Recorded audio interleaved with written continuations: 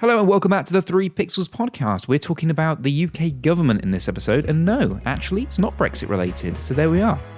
Sit back and enjoy. You're tuned in to the 3 Pixels podcast. This episode is produced by Ben Ridley.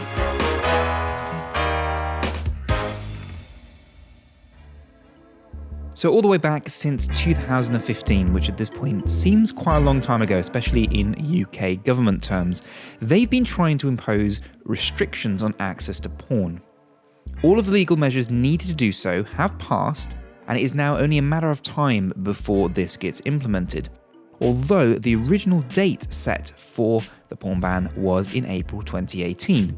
Although the date has come and passed and nothing's actually been implemented, which might signal that this isn't going to go anywhere, the plan has far from been scrapped. But the latest hard plan from the government in terms of date is it'll start shortly. So, whatever that means. So in case you haven't heard and you're asking me, Ben, how will the porn block work? Well, when you visit a porn site that has these age checks, the website will show a landing page that doesn't have any 18 plus content on it. To be fair, some websites already do, I've done my research just to make sure, and some of them already have a gateway to check that you're 18 before going in. However, anyone can click these buttons and it doesn't do any sort of verification to make sure that you are 18. It's up to you to say, yes, I am allowed to go into this website. So the new system will require users to verify their email address and then their age using a variety of options such as SMS, credit card, passport, or driving license.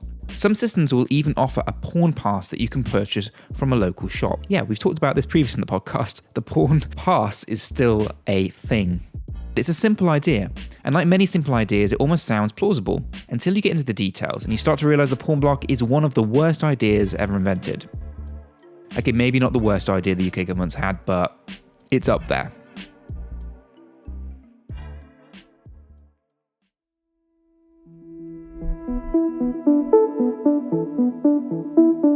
The biggest problem that I and most people have with this is that it just simply won't work. There are literally millions of porn websites out there, and unless you create some sort of blanket ban, which to be clear is a terrible idea, you're not going to catch all of them. And what's more, because the UK is the only country that's going to do this, a VPN will circumvent it easily. And they're so cheap and affordable and easy to get hold of. Anyone with any basic IT knowledge knows of VPNs and knows how to use them. Now I can hear some of the responses to this. Okay, Ben, that doesn't really matter. The whole point is that as long as it catches some of the people, then it's doing its job. And I hear that. And that's probably what the government's thinking, although honestly, I don't know what the government's really thinking when it comes to this. Yes, although it might be effective in catching most people, it's going to encourage illegal behaviour. In most of these solutions, the same as stopping people from buying alcohol underage, drugs, from buying anything that people aren't supposed to be doing, it will just drive the people who want to do it into illegal behaviour. It's the same as when you hire a bouncer to stop kids drinking in a local pub, you get people drinking in the park instead. And the porn block will do the same thing online, pushing kids towards streaming sites stuffed with malware that don't follow the rules, creepy subreddits, places where you don't want your kids going to. Because these creepy places won't have the age verification checks, they won't be following the rules. And some of these dodgier places, like the dark web, could have all kinds of other, even worse content.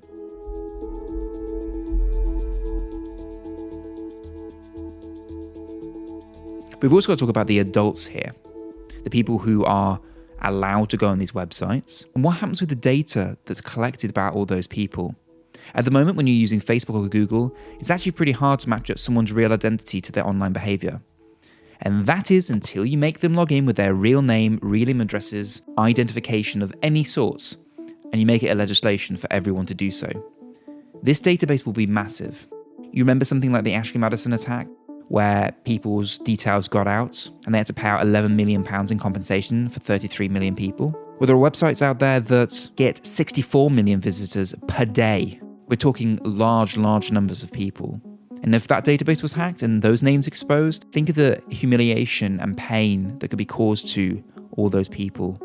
Even if the risk is small, the consequences are so enormous, you have to wonder why the information is being gathered at all. So you're probably thinking, well, it's okay, the government's in control of this. They've got a quality team to run the program, right? Right? Well, the government kind of decided not to implement the porn block itself, but to leave it up to the industry. One company working on the solution is called MindGeek. It's developed by something called Age ID, basically a checkpoint for age.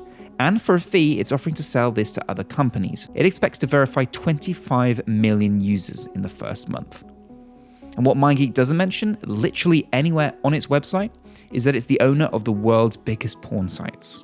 Yeah, we're asking the porn sites to protect children from porn. We're also giving MindGeek, via its Age ID system, a free pass to collect everyone's information. According to the Age ID's privacy policy, this is limited to an email address and password, which are protected via a salted one-way hash. A previous version of the privacy policy, which MindGeek states can be updated at any time, claimed the company could collect names, addresses, dates of birth, and browsing data. The privacy implications are mind-boggling, especially since if MindGeek uses credit cards as the basis for Age ID, you're requiring people effectively to announce the fact that they're looking at porn to the credit card companies. I think censorship has an honourable mention here and how the government decides what is classed as pornography and what isn't classed as pornography and how it goes around censoring the internet. Personally, as someone who supports the free and open internet for everyone, I think that going down any form of censorship is a dodgy and a tricky road to go down. So there's a whole topic conversation here, but I did want to give it an honourable mention. It would be good if all of this was done for a really amazing reason. If there was a really solid goal to get here that was really going to work and really going to benefit people. But the policy was launched off the back of an NSPCC report that claimed that more than 500,000 children and teenagers that access porn stumbled across it. The irony is that if children are going to stumble across porn, then it's probably going to be on social media. But this legislation doesn't cover Reddit or Twitter. I mean, don't get me wrong, let's not go down that road, but it just shows how flawed the line of thinking is. The same report also found that almost a tenth of all 12 to 13-year-olds that thought they were addicted to pornography, a stat which gets a lot of press. The media attention clearly fed into the government's agenda because less than a day after the research was released, the legislation was suddenly announced. The problem was, the research was nonsense. It was bad science. NSPCC had commissioned the research from a creative market research group called OnePoll, a survey firm which pays people to fill in online questionnaires. You may know it from such gems as German men are the world's worst lovers, and 50% of British adults think Mount Everest is in the UK.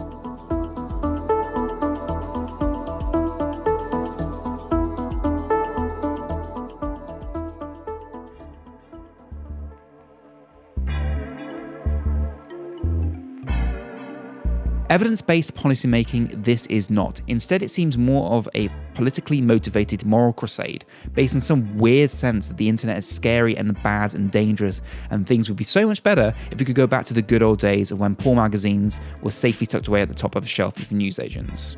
So yeah, that's the porn block. Like it or hate it, it's going to happen at some point. Unless you're living in some other country, then hey, maybe it'll happen later on if your country likes copying the UK.